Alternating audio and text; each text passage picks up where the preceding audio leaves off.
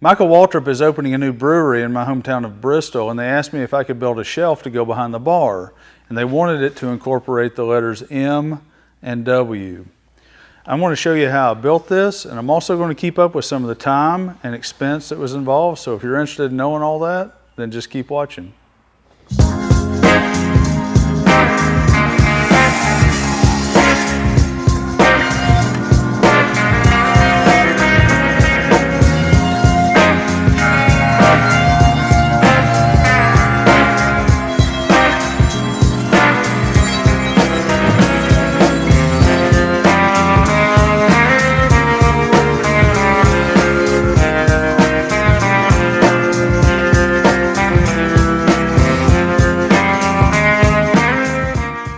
Okay, the first thing I'm going to do is I'm going to build the perimeter of this unit right here.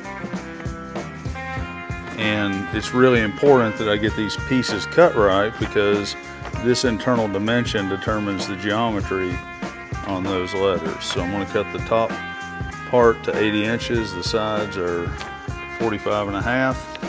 And I got to get it real square because there again, how square it is will affect the geometry here.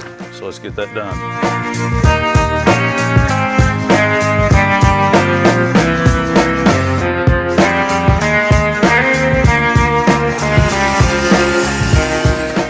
I've got everything laid out and I'm ready to start putting it together. I'm using these Jevons squares to hold everything in place and hopefully keep it square. And I want to use these number 10 3 1/8 inch GRK screws.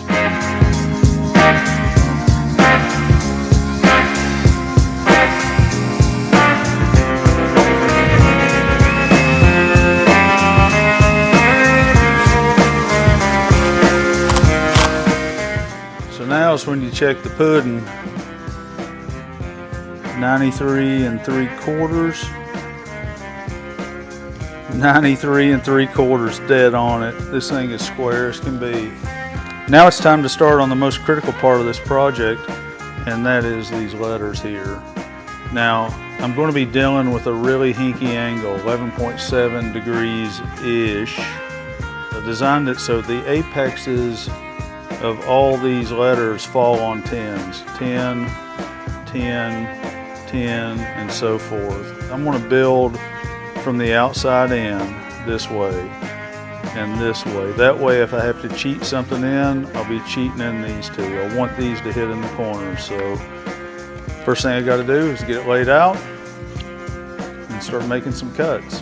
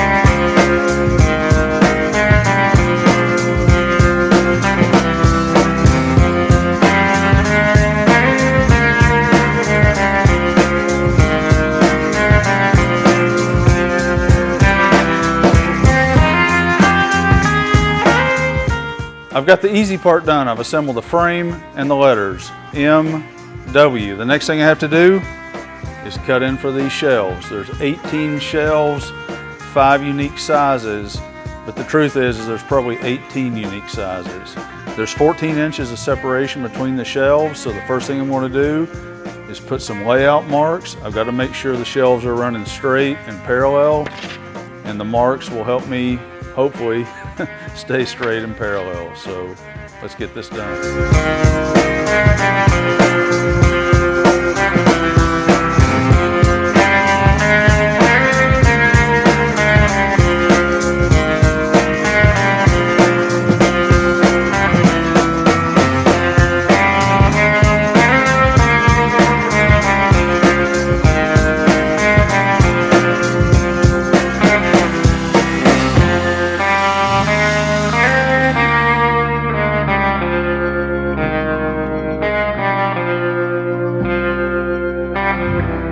Now it's time to start on the final assembly of the shelves, and this is probably the most challenging part of the project. So I'm going to be using these story sticks, and you see how I kind of have them temporarily clamped in, and this hopefully will help keep me, straight and flat all the way across.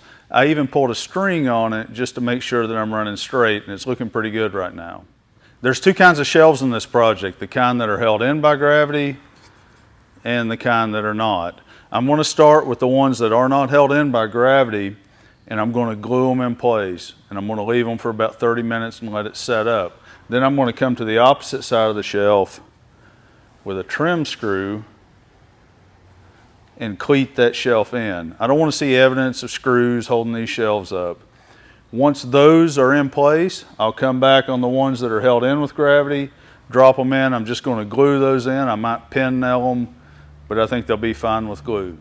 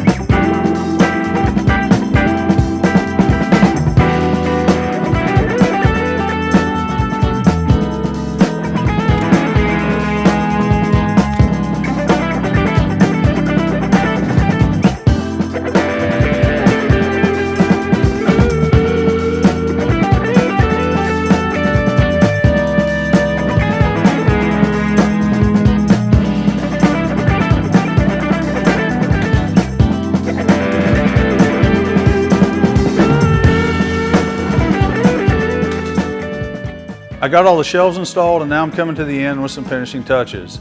They have to have a way to hang this, so I'm going to take some 1-inch stock and cut in some pieces just like this one. That way they'll have a place that they can screw this into the wall. After that, I've got to do some sanding, some wood filler, get this thing ready for paint.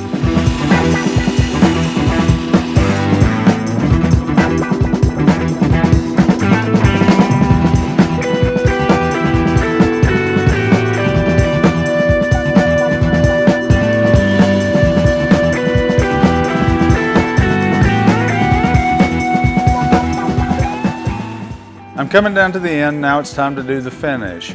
Originally this was spec'd out to be painted black. Now they'd like to see it stained. That'd be awesome if I would have built this out of the white oak that I originally quoted when I thought we were going to stain it. But through the value engineering process and trying to save some money, I made it out of poplar since it was going to be painted. And as you know, poplar doesn't take stain very well. They'd like to see it kind of a brown color like this. So I'm going to try a technique where I'm actually going to tint the top coat. Hopefully I can get close to this, and hopefully it won't be splotchy. It may end up being painted black anyway if this turns out to be a train wreck, but let's give it a try.